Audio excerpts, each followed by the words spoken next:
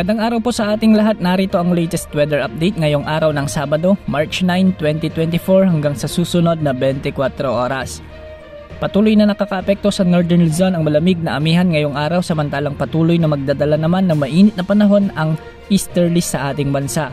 Ito yung mainit na hangin mula sa karagatang Pasipiko. Para sa taya ng ating panahon sa Luzon, walang inaasahan na mga pag-ulan ngayon sa maraming lugar maliban sa eastern section ng Luzon, particular sa Cagayan, Isabela, Aurora, Quezon, Polillo Islands at ilang bahagi ng Bicol region na posibleng makaranas ng mga mahihina na kung minsan ay mga malalakas na pag-ulan dulot ng umiiral na amihan at easterlies. Magiging bagyang maulap na may mga tsansa naman ng isolated rains ang Ilocos region, Cordillera at natitirang bahagi ng Luzon. Sa Metro Manila ay mababa naman ang tsansa ng pag-ulan maghapon, ngunit asahan ang bahagyang maulap hanggang sa maulap na papawirin na may mga pulupulong mga pag-ulan o pagkidlat pagkulog pagsapit ng gabi dulot ng easterlies o localized thunderstorms. Sa Visayas may mga pag-ulan ngayong araw sa Southern Leyte, Bacolod at Bohol.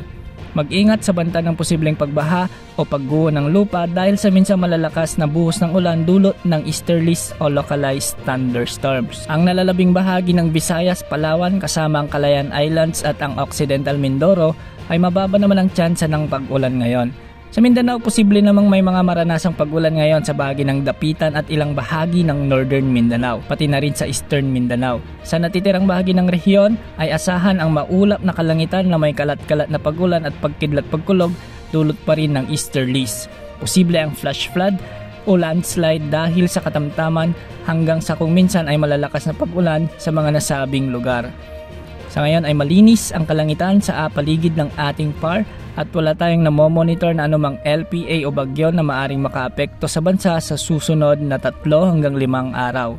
Sa ngayon, malaya ring makakapamalaot ang ating mga kababayang mangingisda dahil wala ring nakataas na gill warning sa mga karagatang sakop ng ating bansa. Yan ang latest update sa lagay ng ating panahon. Ito po ang weather update ng bayan, maasahan anumang panahon.